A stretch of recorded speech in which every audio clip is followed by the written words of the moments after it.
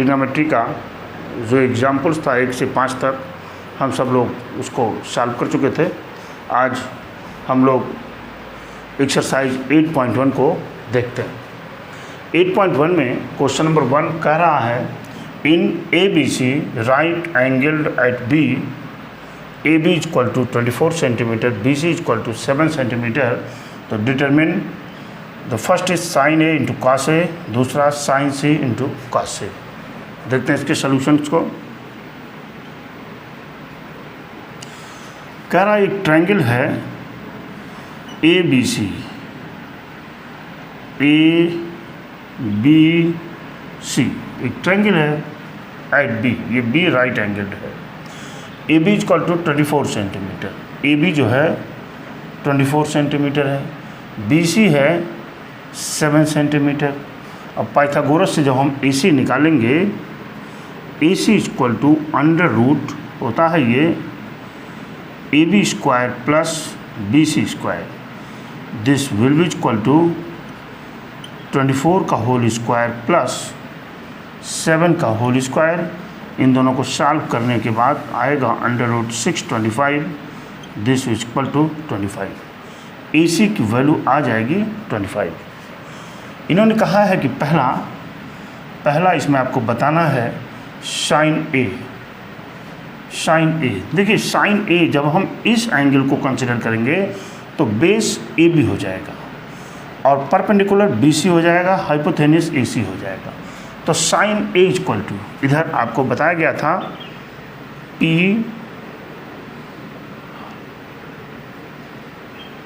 Upon H D, ये आपको बताए थे। तो यहाँ से साइन A इक्वल टू होता है परपेंडिकुलर अपॉन हाइपोथेनियस, यानी sine A equal to P का मतलब परपेंडिकुलर तो यहाँ BC होगा, यानी BC अपॉन हाइपोथेनियस हो गया AC। This will be equal to BC की वैल्यू है 7 और AC की वैल्यू है 25। अब इसके बाद इन्होंने कहा है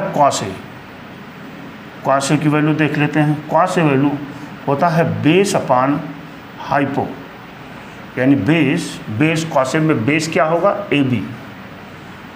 AB अपॉन AC, ये इक्वल टू हो जाएगा AB की वैल्यू है 24 अपॉन AC की वैल्यू है 25। ये फर्स्ट हो गया।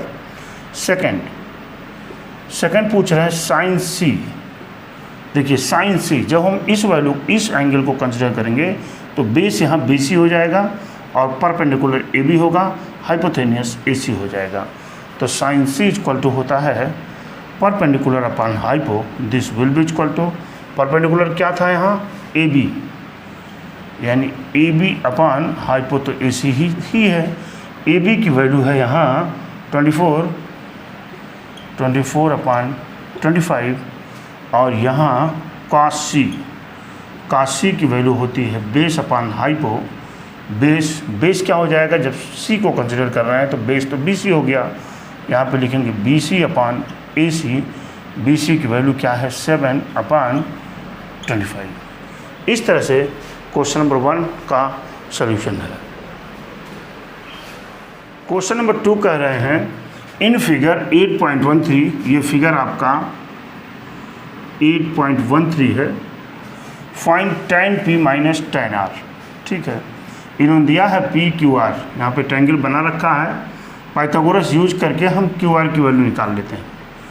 तो सॉल्यूशन पर चलते हैं। ये देखिए QR इक्वल टू हो जाएगा under root PR square minus PQ square equal to under root PR का हो जाएगा 13 का होल स्क्वायर माइनस 12 का होल स्क्वायर। 13 का होल स्क्वायर होता है 169 और 12 का 144 और यहाँ पर माइनस करेंगे 25, यानी क्या मिला 5। ये साइड हो गई 5। अब हमको इन्होंने फाइंड करने की बात कहा है कि tan P बताइए। tan P इक्वल टू होता है perpendicular upon base.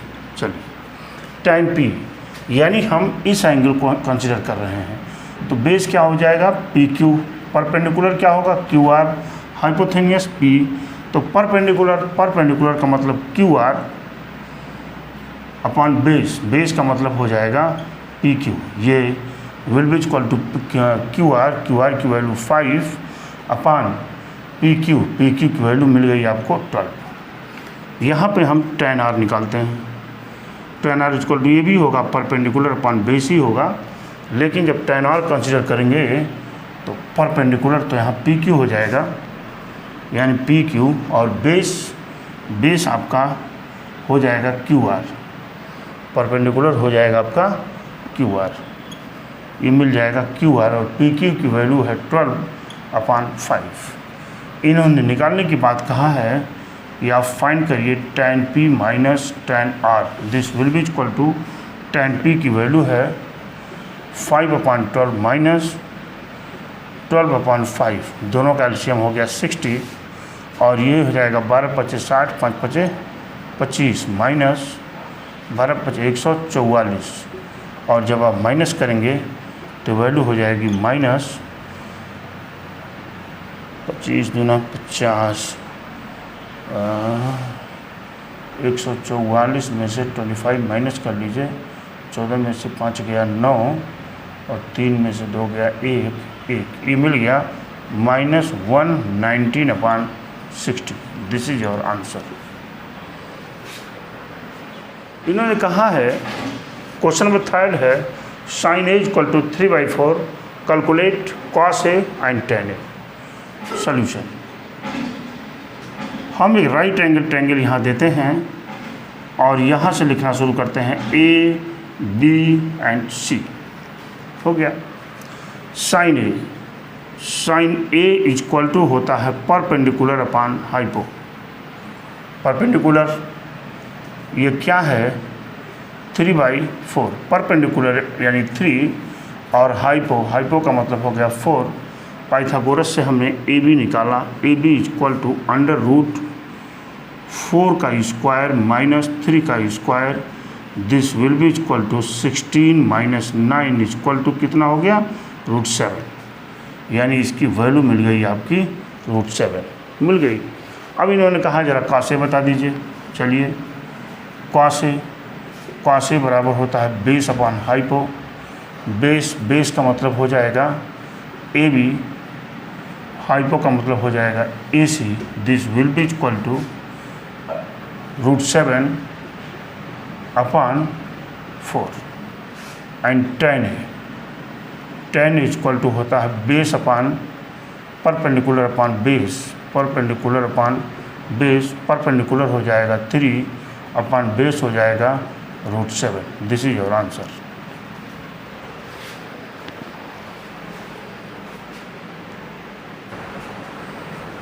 Question number 4, given 15 cot A = 8, find sin A and sec A। Solution, लिखा हुआ है 15 cot A = 8, यहाँ से cot A = 8/15, और cot का उल्टा क्या होता है, tan, तो tan A = हो जाएगा 15/8, और ये होता है परपेंडिकुलर अपॉन बेस। अगर हम यहीं पर एक राइट एंगल ट्रायंगल दे दें और A, B और C की बात कर रहे हैं, तो परपेंडिकुलर यानी 15, बेस कितना हो गया 8, बेस हो गया 8। हम AC इक्वल टू निकाल लें, under root BC square plus AB square BC का मतलब हो जाएगा 15 का होल स्क्वायर प्लस 8 का होल स्क्वायर। 15 का होल स्क्वायर होता है 225 प्लस 64, ये हो जाएगा 289, और 289 का स्क्वायर रूट होता है 17। यहाँ पर मिल गया आपको 17। अब ये कह रहे हैं कि sin A बता दीजिए। चलिए, sin A equal to perpendicular upon hypo. This will be equal to perpendicular यानी 15/17। sec A इक्वल टू हो जाएगा cos A इक्वल टू क्या होता है, कॉस ए इक्वल टू होता है बेस अपान हाइपो, तो सेक इक्वल टू हो जाएगा हाइपो अपान बेस। तो हाइपो का मतलब 17 अपान बेस का मतलब 8। This is your answer. Question 5 भी देख लेते हैं, यहाँ पर है, कह रहा given that 13 sec theta equal to 13 upon 12 calculate all other trigonometric ratio. ठीक है, दिया हुआ देखिए सॉल्यूशन लिखा हुआ गिवन दैट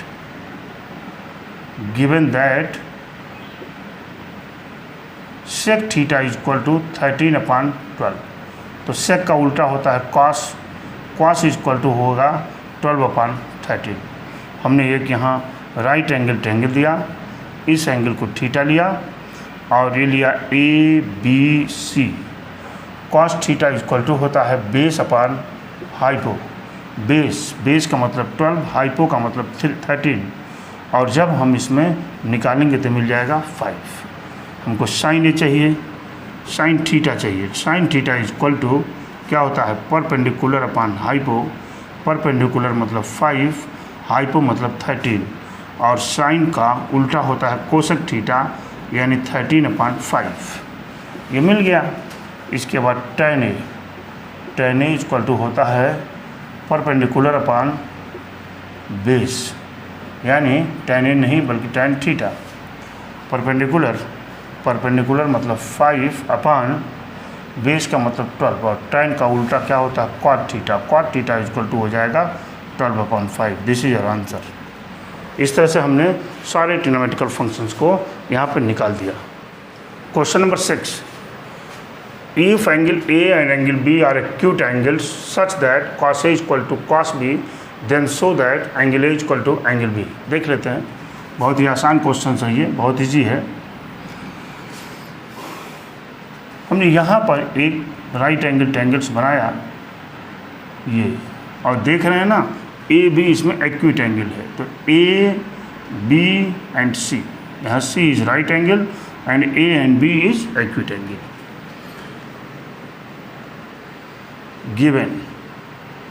गिवन दिया हुआ है angle A and angle B are acute angle, ये दिया हुआ है। ठीक है, दिया हुआ है।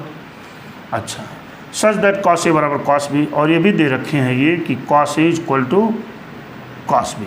हम कॉस ए कॉस बी निकालते हैं यहाँ से। अगर कॉस ए जानते ही हैं कि कॉस ए इक्वल टू होता है बेस अपान हाइपो, ठीक है। कॉस ए की बात करेंगे, अगर इस एंगल को कंसिडर कर रहे हैं तो बेस ए सी हो जाएगा, यानी ए सी यहाँ हो जाएगा ए सी अपान हाइपो का मतलब ए बी।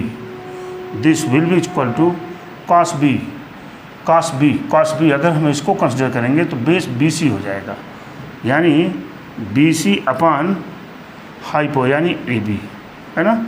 यहाँ से ए बी रिमूव हो गया, ए सी इक्वल टू बी सी। ए सी देखिए, ए सी और बी सी अगर दोनों इक्वल हो जाएं तो बराबर साइड्स के सामने के अपोजिट साइड्स बराबर जो साइड्स होते हैं उनके सामने के एंगल्स भी बराबर होते हैं। तो hence we can say that so नहीं, सिंस चूँकि A C equal to B C, hence we can say that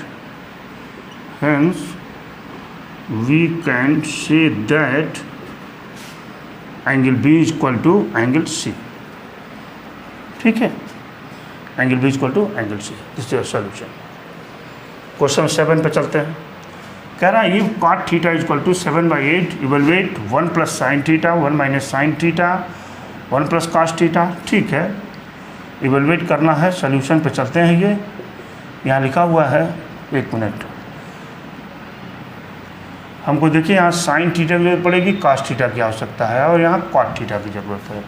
तो साइन थीटा निकाल लेते हैं। एक राइट एंगल ट्रायंगल हमने पुनः दिया यहाँ पर, ये देखिए, ये क्या है थीटा, और ए बी और सी हो गया।